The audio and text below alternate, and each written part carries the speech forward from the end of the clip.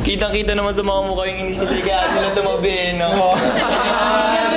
Kaya girls, chill lang kayo. Prank lang naman yun eh.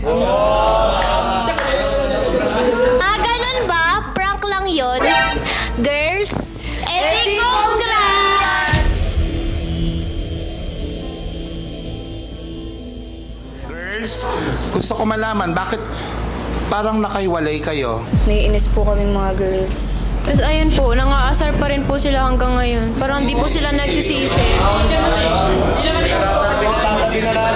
Pero nagsusorry nga sila ngayon, pero parang hindi naman po sincere. Dahil ininis ninyo ang mga girls, gumawa kayo ng challenge na suyuin sila.